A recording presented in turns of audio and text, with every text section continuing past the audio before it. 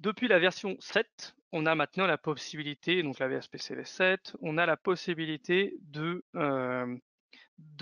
gérer les appliances AWS et Azure. GCP certainement plus tard, mais de toute façon, on avait vu la dernière fois, personne n'en fait. Donc Azure AWS, on les gère directement depuis la VSPC. Comment ça fonctionne? On va retrouver dans nos data centers notre service provider avec son service provider console et son Cloud Connect. Jusque-là, si vous n'avez pas la service provider console, il faut l'installer, n'est-ce pas Franck? Ensuite, vous avez ici la possibilité de le faire, et ça c'est historique, c'était déjà le cas aujourd'hui, la possibilité de faire du remote management. D'accord? Donc vous pouvez déjà, si jamais le client a un VBR dédié, il a son propre VBR, et que ce VBR est connecté à un tenant, à son VBA, Vim Backup pour Azure, ok, ou Vim Backup pour AWS, euh, on va pouvoir, côté VSPC, donc remonter les infos de l'appliance via le VBR pour ce tenant. Ok, c'est facile, ça s'appelle Remote Management, et c'est n'importe quoi dans le chat. Et du coup, c'est facile, c'est déjà possible aujourd'hui. Ensuite, les nouveautés, c'est la possibilité de faire du BAS, donc du Backup as a Service. Et ma caméra, elle veut même plus faire en sorte que je sois net. Donc, on va appeler ça le mode Backup as a Service. Et je vous rappelle, merci d'être toujours 140 présents et motivés dans l'audience à poser des questions et à chauffer les méninges parce qu'il y a des questions à la fin sur un caout. Ah, bon. Donc, il y a le mode Remote Management, il y a le mode Backup as a Service. Le mode Backup as a Service, comment ça marche? C'est exactement le même concept que sur M365. Je reprends mon magnifique stylo pour vous faire des cours d'art plastique. Vous allez, vous, côté service provider, avoir besoin d'un compte sur du cloud, Azure ou AWS. Azure si vous sauvegardez de l'Azure, AWS si vous sauvegardez de l'AWS. Me demandez pas de faire un truc cross hyperscaler, merci. Et là, vous allez pouvoir donc vous, comme des grands, c'est ce qu'on va faire, non, on va faire le mode full manager, mais vous allez mettre à disposition une appliance avec du stockage dans votre cloud à vous. D'accord? Segmentation, sécurité, backup as a service. Vous créez vous-même l'appliance, le stockage objet dans votre compte à vous, et vous. Et ensuite, on va faire, le client va pouvoir se connecter sur son public cloud à lui et référencer son tenant directement dans la VSPC. Et une fois qu'il fait ça, eh ben, on va pouvoir créer des jobs avec des workers qui vont aller sauvegarder des VM, tout ça, je pense que vous avez compris. Je suis en train de faire une flèche. Voilà. Ok, donc ça c'est le mode backup as a service. Vous êtes en possession d'un compte cloud public, vous mettez dessus des composants permettant au client de rajouter lui-même son organisation et de pouvoir créer des backups de son organisation sécurisés sur votre compte à vous.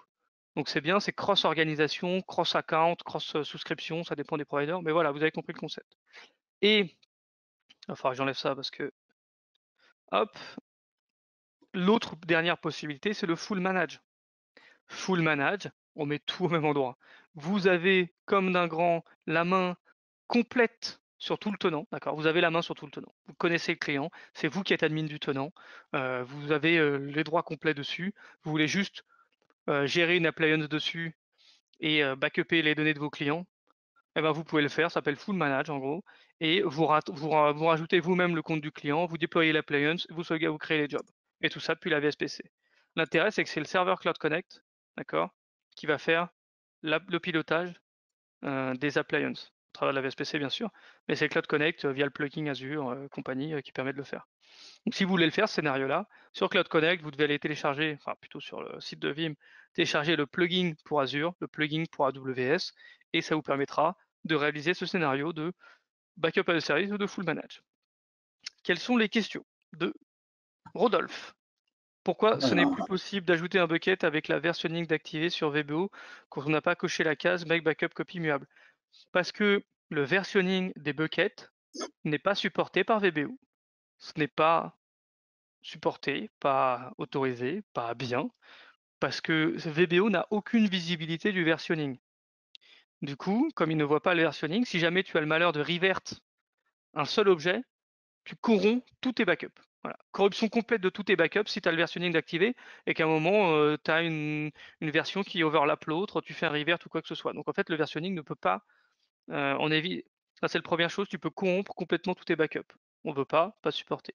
Deuxième chose, ça crée énormément d'objets, énormément de versions d'objets, et ça ralentit fortement le stockage. Et donc c'est pour ça que c'est une des causes de problèmes de performance de la sauvegarde de VB365, c'est le versionning. Maintenant, le versionning, on est obligé de l'avoir sur le bucket backup copy sur lequel on va activer l'immuabilité. Question de Lionel. L'object repository, c'est forcément dans le cloud source. Oui, on peut pousser vers du S3 compatible. Non, pas pour l'instant. C'est-à-dire que ça, c'est le scénario plus multi-cloud. Le scénario multi-cloud, bon, il n'est pas du tout à l'écran. Mais en fait, on est obligé toujours d'avoir ces workers dans les souscriptions, ou ici, hein, c'est la même chose, qui écrivent sur le stockage d'objets du provider. Je fais mes flèches à l'envers. Allez hop, qui font qui écrivent forcément sur le repository de l'hyperscaler en question. Et si tu veux sortir les données, déjà financièrement, accroche-toi, parce que quand tu sors des données d'un cloud public, tu payes tes gates, tu payes ton transit, mais il faut un VBR, donc il va te falloir un VBR, soit un VBR dédié, soit un VBR dédié. Je crois qu'il n'y a pas trop de scénarios qui existent. Je n'ai pas testé sur Cloud Connect, mais je crois que c'est pas possible. Soit un VBR qui lit le stockage d'objets et qui l'écrit ensuite sur un bucket. D'accord, c'est le seul scénario. C'est n'importe quoi ce que je fais. Bucket, ok. Lui, le VBR au milieu, il peut lire les données d'un stockage d'objets d'appliance, faire un backup copy vers un bucket. C'est le seul scénario qu'on a de sortir les données de ces appliances cloud public. Bon, écoute, apparemment les flèches ne sont pas l'image de ton cactus. C'est vrai qu'on perd, merci Pierre de remarquer qu'on perd en qualité. qualité. J'ai pas de tablette. Je me suis donné des heures pour faire le cactus. Là, on voit tout de suite qu'on est un peu en roue libre, je suis désolé. Je vais essayer de me ressaisir. Ok, Remote Manage, c'est déjà possible, mais il faut un VBR dédié qui est connecté à un VBA. Backup as a service, vous hébergez les données dans votre souscription et le client il s'onboard tout seul et il va pouvoir consommer ces services. Et vous avez Full Manage, vous faites tout. Moi, pour la démonstration, je vais certainement faire du Full Manage parce que j'ai pas de tenant, j'en ai qu'un seul de test, donc je peux pas aller m'amuser à faire des cross-trucs chelous. Donc on va faire un full, mais c'est le même conseil, je vais vous montrer comment on rajoute une organisation, comment on fait, à quoi ça ressemble et compagnie.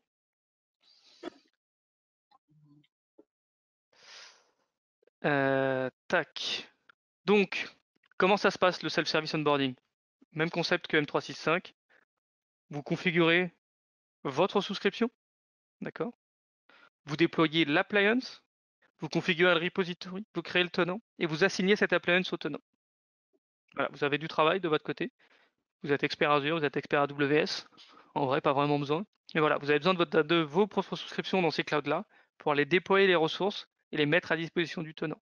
Et après, c'est très simple. Le mec se connecte, le customer se connecte, il enregistre sa compagnie.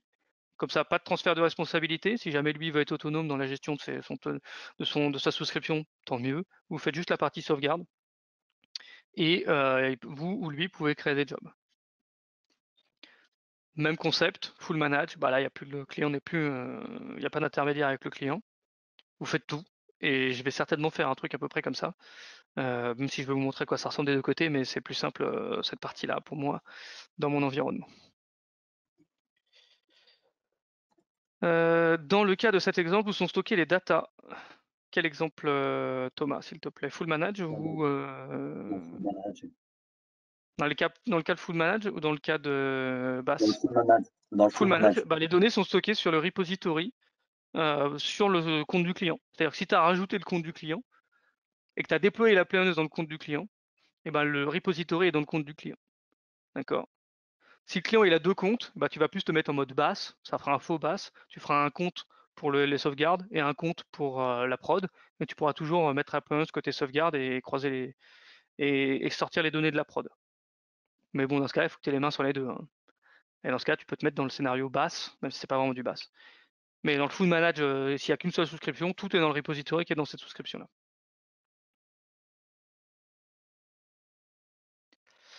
Voilà, donc petite démo qui va marcher. Je repars sur mon infrastructure VSPC. Ok, j'ai ici ma VSPC. Je suis donc un provider. D'accord, je suis provider, ça fait faire la première partie. La première partie, ça consiste à aller déployer l'appliance. Je vais aller dans la partie configuration, j'y suis déjà. La partie plugin, j'y suis déjà, c'est magnifique. Et ici, la partie public cloud. OK. Et la première chose à faire, c'est d'aller rajouter son compte. Donc moi, service provider, j'ai besoin pour faire du BaaS et permettre à mes clients de s'onboarder tout seuls, d'avoir des ressources dans le cloud. Pour avoir des ressources dans le cloud, je vais aller rajouter mon compte Azure. Donc ce sera Baptiste Tellier, Azure. Voilà, ça c'est le nom de mon compte, on est content. La compte type global, authentification automatique, oui, soyons fous. Et donc là, c'est le même principe que sur M365, ça va créer les services qui vont bien tout seul. Et attendez, je vais juste réduire ça. Hop. Et donc je vais faire l'onboarding sur mon compte. Je rajoute ici le code qui m'a été fourni pour créer les comptes qui vont bien. Donc toujours le login MFA. Là, c'est chez nous.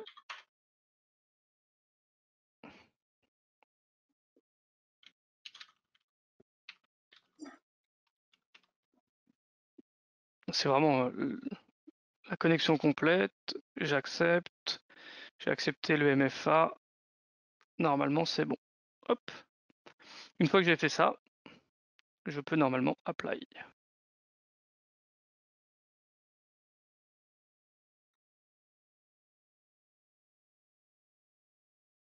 Donc là, il va valider que j'ai les droits pour aller déployer l'appliance. Bien sûr, ça va marcher parce que je l'ai fait hier et ça marchait. Je sais que ça avait pris un peu de temps.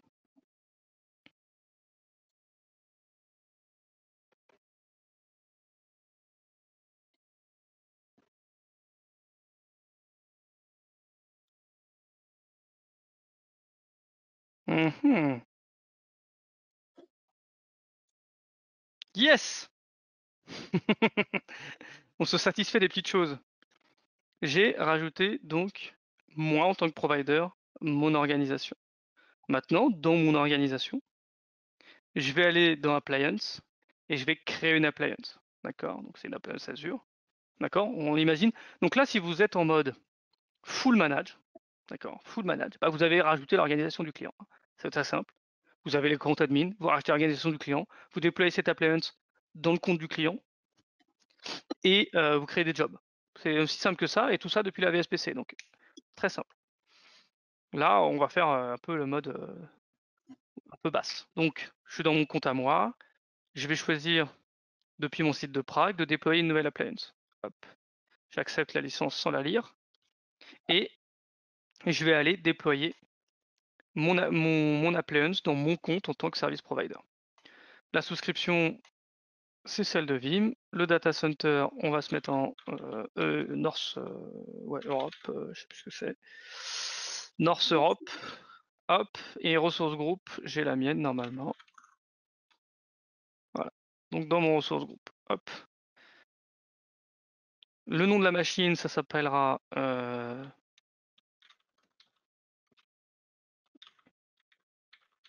je vais te mettre mon nom partout pour pas que les gens délettent les trucs. Hein. Vous doutez bien qu'on est beaucoup chez Vim. Hop. Je vais demander de créer tout automatiquement, d'accord? Donc je peux, si je veux, hein, spécifier quand je crée une appliance, choisir le network, choisir le subnet, choisir le security group, ce qui est mieux si jamais vous avez déjà urbanisé tout votre data center. Moi, je vais faire ça à l'arrache, ça va tout créer dedans, d'accord? Il m'a détecté l'adresse IP publique de mon infrastructure Cloud Connect, parce que forcément, il va devoir whitelister cette IP. Si je reprends mon schéma qui est par ici, je reprends mon schéma qui est juste par ici. Ici, forcément, on va avoir notre Cloud Connect qui va devoir discuter avec VBA. Hein. Et dans ce cas-là, bah, VBA, il faut bien qu'il y ait une règle pour que l'IP du Cloud Connect puisse discuter avec VBA. Voilà, donc il va tout seul me trouver l'IP de façon dynamique, l'IP donc de ma partie Cloud Connect pour la whitelister. Et ensuite, là, il va m'affecter une adresse IP dynamique pour mon appliance. Ici, il va me proposer de créer un compte administrateur. Donc moi, je vais garder, je vais pas faire de bêtises parce que je sais même plus ce que c'était comme compte. Je vais en créer un nouveau. Je vais appeler.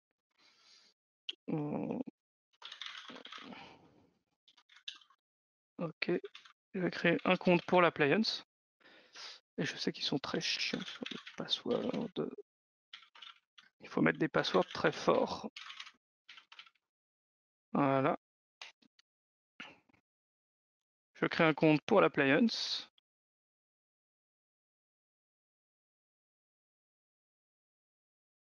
Voilà.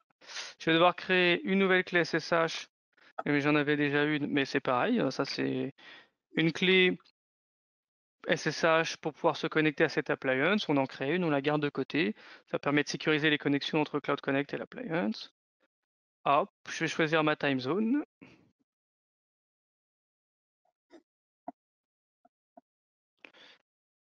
Et nous, on est à Paris normalement. Hein. Je dis pas de bêtises. Enfin, je suis à Paris, excusez-moi, faire collègue de toute la France. Mais quand on cherche là, vous mettez pas Marseille, ça marche pas, j'y peux rien. On met Paris, ni Nantes, même fuseau horaire. Du coup, là, ça va me déployer mon appliance. Donc on va juste attendre quelques instants. Je crois que c'est pas très très long. Je pourrais presque vous montrer côté Azure si j'ai la page. On va juste regarder ces questions. Côté AWS, si on ne veut pas utiliser l'admin de l'organisation des droits IAM spécifiques à avoir, oui, ils vont. Je suis quasi sûr qu'il y a les droits nécessaires. Mais quand tu génères une appliance AWS, il te faut plein de droits. Il faut des droits création de machines, création de clés, création d'adresse IP. Enfin voilà, il faut quand même être admin. Mais tu peux peut-être être juste admin de ton ressource group dans laquelle tu vas mettre ton appliance. Donc tu dois pouvoir avoir un minimum de droits forcément. Je vais cliquer ici et vous allez voir que voilà, il est en train de me créer mon application, me start les trucs, créer les virtual network. Je vais aller dans mon ressource group pour vous montrer à quoi ça ressemble. Tac, Tellier. Hop. Voilà, c'est où ça? Pendant que ça se crée de l'autre côté, voilà, je vous montre un côté Azure, c'est simple, je suis allé dans mon source group et c'est lui comme un gros, il est en train de me créer ma NSG, ma public IP, ma virtual network. Il va pas tarder à me démarrer normalement une machine virtuelle. Voilà, il crée encore plus de trucs, le disque local aux machines, la virtuelle machine qui s'appelle Tellier Baptiste. Hop, voilà, on voit qu'il est en train de le faire. Donc une fois qu'il est en train de faire tout ça, je trouve ça plutôt bien fait. Moi, je trouvais ça sexy. Et je vous engage, j'espère que vous allez créer des offres sur les clouds publics. N'oublie pas, le but c'est de faire plus d'argent, forcément. C'est assez simple, 3 clics, pas besoin, vous avez déjà la VSPC, le Cloud Connect. Soit c'est dans le compte du client, soit vous créez un compte juste pour lui. Une appliance par ressource group. Chaque ressource group, j'ai pas mis, mais c'est une appliance par client. Donc sur Azure, une appliance c'est un client. Voilà, donc vous allez avoir une appliance par ressource group. Et si vous voulez refacturer la ressource group au client, c'est facile, vous générez le billing du ressource group en question. Voilà, ça va créer l'application, les trucs, les machins. Une fois que c'est fait, je vais pouvoir créer les repositories.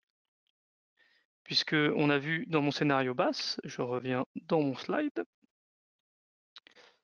Ok, je reste sur uniquement le scénario basse. On va voir que là, je suis en train de déployer donc côté service provider mon appliance Gym Backup pour Azure ou AWS, c'est pareil, dédié à mon tenant numéro 2, une appliance par tenant, et je vais créer les repositories. Comme ça, le client après, quand je le connecte, quand il se connecte, il peut rajouter son organisation et se loguer comme un grand et utiliser les repositories mis à dispo.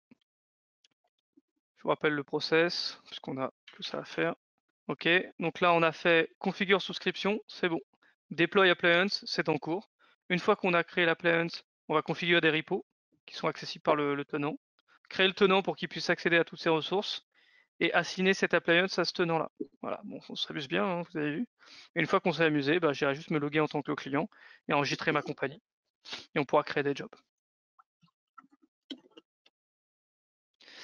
Ok, c'est fini, on est content, on a notre appliance qui a été déployée avec succès. Elle va apparaître normalement après en appliance status une fois qu'elle a fini de se déployer, de se mettre à jour, blablabla. Et, et on va attendre que ça arrive parce que bien sûr ça va arriver rapidement. Si j'appuie ici, il faut que je vérifie l'appliance. En fait, il faut absolument que l'appliance soit détectée correctement de bout en bout. Et ensuite, je vais devoir la verify, donc accepter, mettre mes login passwords pour montrer que c'est bien moi qui l'ai déployé. Je vais pendant ce temps-là aller créer un tenant, d'accord, avant de créer le repository. Discard, hop. Je peux pas créer le repo parce que normalement je vais pas avoir mon appliance. Voilà, hop. Bon, si, ça y est. Donc maintenant mon appliance elle est bien apparue. Ok, j'ai créé mon appliance. Elle me dit qu'elle est unverified. Parce qu'il me dit, attention, vérifie le thumbprint, vérifie le serial number, etc. On est content, on va verify appliance. Et il va me demander de rentrer mes crédentials pour valider le certificat entre les deux. Donc je vais rentrer mes crédentials administrator, sécurité avant tout, pour pouvoir rentrer le certificat et valider que je suis d'accord. L'appliance est validée. Maintenant, je vais créer un repository. Je suis désolé, je vais avancer un peu plus vite du coup. Je vais créer ce repository. Je vais cliquer là-dessus, ça m'envoie sur la magnifique, pour tous ceux qui connaissent l'interface Azure ou AWS, c'est la même chose. Tellier, Baptiste, Tellier, repo. Voilà, on est content. Hop, défaut compte, oui. Storage, je vais choisir mon storage account que j'ai déjà configuré l'autre jour, qui est normalement Tellier. Hop, c'est le storage que j'ai déjà configuré dans ma souscription Azure. J'ai juste fait un compte de stockage. Le conteneur, c'est VBA. Pas d'immuabilité pour moi parce que c'est de la démo. Le folder, c'est toujours VBA. La classe de stockage, moi j'avais mis du show. Donc si vous créez votre compte de stockage avec du show, eh ben, vous choisissez show, on peut faire créer all tiers, on peut faire plein de trucs. Faut se référer sur la doc. Ah, allez, j'avais déjà quelque chose dedans. Non, on va pas du coup VBA2, parce que j'avais déjà fait des tests. Et c'est un stockage de type show. Voilà, hop, next. J'active l'encryption au nom de mes données dessus. Donc là, je suis provider, appliance déployé, compte créé, je peux gérer la charge pour éviter de déployer trop de trucs dans le compte. Voilà, je peux créer plein de repos différents, je peux faire plein de choses. Je vous inviterai à fouiller un peu plus. Donc là, j'ai créé tout ce qu'il faut. Maintenant, je vais aller revenir en arrière. Je vais aller créer un nouveau tenant. Un tenant qui marche. Je vais peut-être d'ailleurs éditer celui que j'ai déjà, peut-être ça ira plus vite. Je vais aller dans compagnie, je vais prendre celui qui marche, qui s'appelle Tellier Baptiste, et je vais aller l'éditer. Je vais aller dans les services, et donc là, c'est les fameux services que j'avais tout à l'heure pour M365, et je vais activer les services public cloud. D'accord? Donc, mon client a le droit d'avoir du public cloud. Finish. Il faut autoriser quand vous créez un compte à ce qu'il ait le droit de faire des manipulations sur du public cloud. Je vais retourner dans mon plugin de type public cloud ici. Au niveau de mes appliances, je vais sélectionner mon appliance et je vais l'assigner à une compagnie. D'accord? La compagnie, ce sera donc Tellier Baptiste.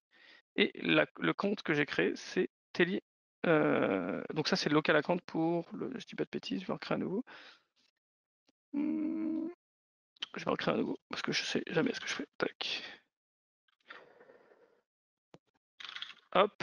Donc ça, c'est le compte pour le client cette fois-ci, pour que lui, vous puissiez lui donner un compte à lui. Ok? Parce que vous avez un compte sur l'appliance, forcément, mais lui, il faut qu'il ait un compte avec des droits réduits, lui permettant de consommer l'appliance. Hop, apply, yes. Et donc là, j'ai assigné cette appliance à mon client.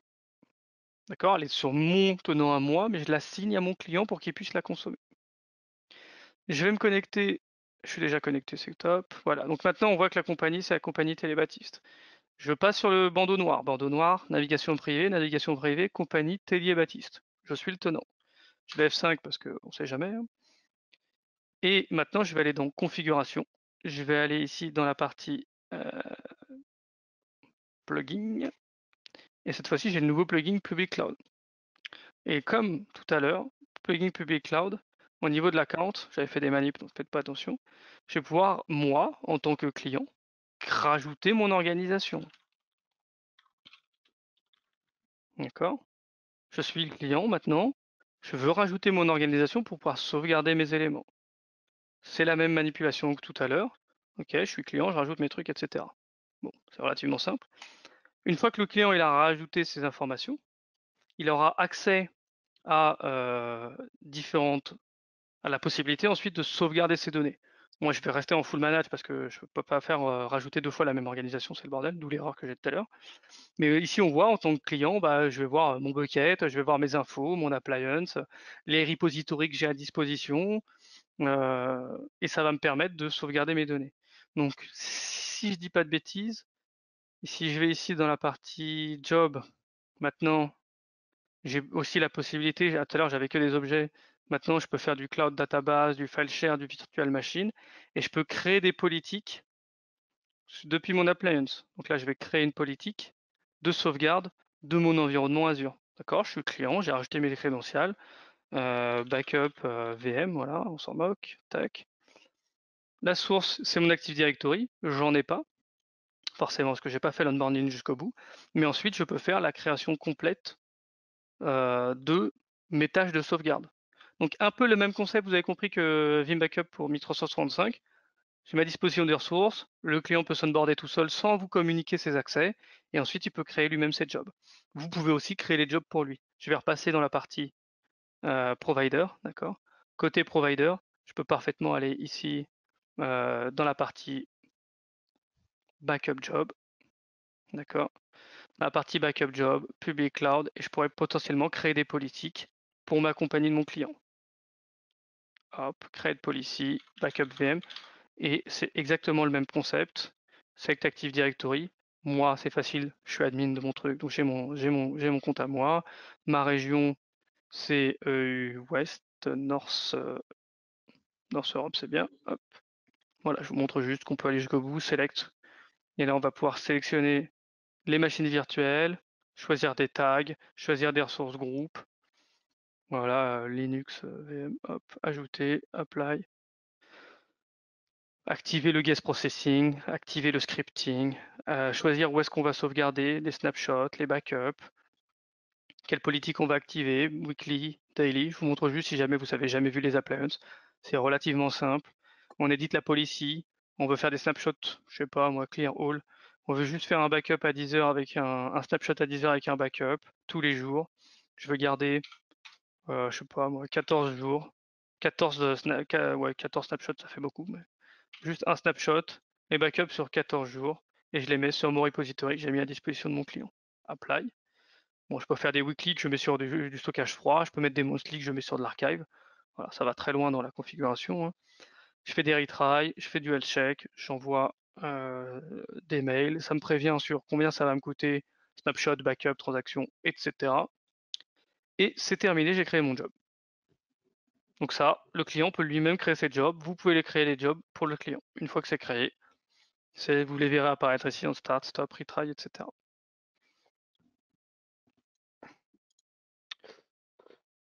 Et si jamais, une fois que c'est backupé, là on va pas pouvoir aller jusqu'au bout, parce qu'il va falloir qu'on enchaîne, sinon je vais vous lâcher à 20 h.